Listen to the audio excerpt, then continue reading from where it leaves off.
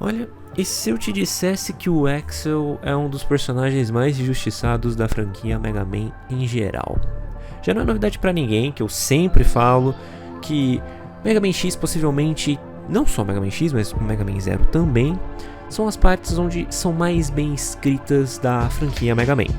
Uma questão de história, de narrativa, a Saga X e a Saga Zero são facilmente as melhores. Mas não somente isso, também os personagens em si, tanto como o X como o Zero, de fato são protagonistas muito interessantes. Mas quando a gente chega no Axel, ele é um personagem um pouco esquecido, até mesmo odiado por outros, e isso se dá pelo simples fato de que o Axel ficou marcado pelo Mega Man X7. E isso é um problema, porque Mega Man X7 é considerado por muitos um dos piores, se não talvez o pior jogo de Mega Man existente. Mas será que, mesmo aquele jogo sendo ruim, será que o Axel é realmente um personagem tão ruim? Olha, eu diria que é um dos personagens que tem mais impacto no sentido narrativa e de mensagens. O Axel é um personagem que ele é diferente do X e do Zero. Ele é muito diferente desses dois personagens. Ele não é sério ou carrega um trauma muito grande na vida dele como o Zero. E ele também não é tão determinado e pensa na paz mundial e como resolver tudo igual o X. Mas o Axel tem algo um pouco melhor. Ele tem algo que a gente pode se identificar. O Axel tem crise de identidade. O Axel não sabe o que ele quer fazer. Você tem diversas partes em que, mesmo quando o Axel está determinado na parte da história, tanto no X8 para matar o Sigma ou no próprio X7, você vê que o Axel fica em dúvida sobre quem ele é de fato, cogitando para ver se ele não passa de apenas uma simples marionete.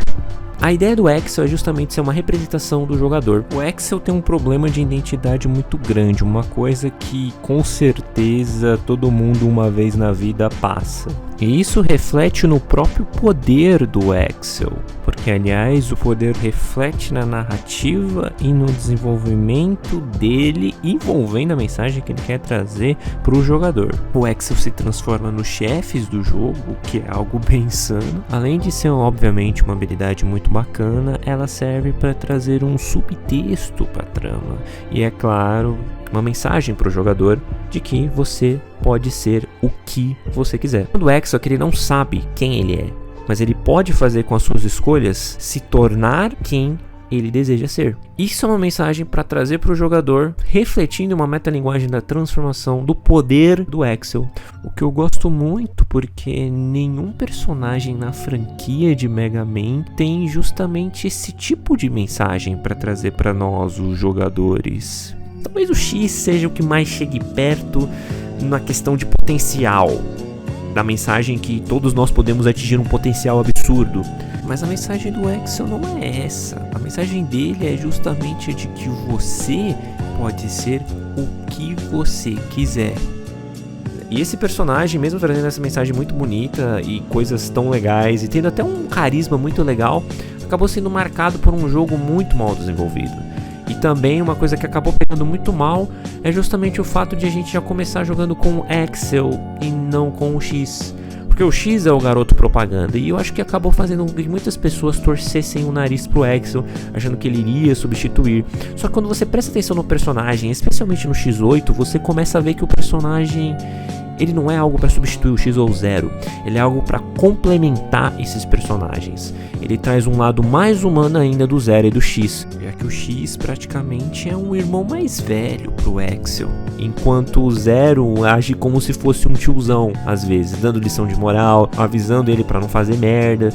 E a parte do Axel ser também um robô muito jovem, você vê que ele é praticamente uma criança, ou melhor dizendo, um adolescente passando pela puberdade, gosta de provocar os inimigos, às vezes gosta até de fazer uma brincadeira com o próprio X e com o próprio Zero, né?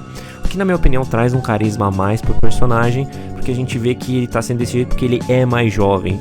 E de novo, que é algo diferente, porque a gente não teve isso desses personagens. No caso do X, ele teve que ter um amadurecimento muito rápido, porque justamente pela situação em que ele se encontrava. E a gente começa a analisar coisas que o X e o Zero fizeram foram tão incríveis a um ponto de trazer realmente um nível de paz tão grande a um ponto em que o Exo consegue ser menos maduro do que o X e o Zero. Então a gente vê um lado que a gente não tinha tanto do X quanto do Zero com outros personagens, porque eles não estavam lidando com o irmão menor.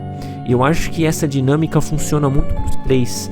Traz uma característica que a gente não tem nos outros jogos da franquia Mega Man em geral. Claro, a gente poderia ter muito mais coisa, poderia ser muito mais aproveitado, só que é aquilo lá. A última vez que o Exo apareceu foi justamente no Comando Missão e no X8, e a gente não sabe mais o que aconteceu com o personagem, o que é uma pena.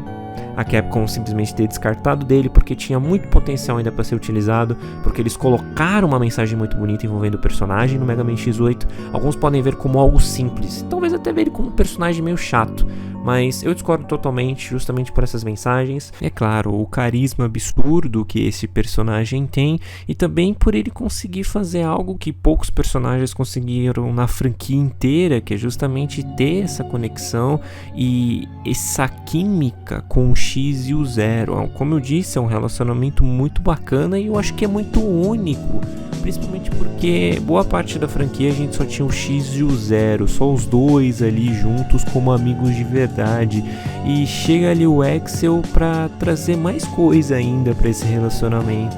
Será que o Mega Man X9 a gente poderia encontrar um retorno desse personagem, causando finalmente um fim pro ciclo da história dele?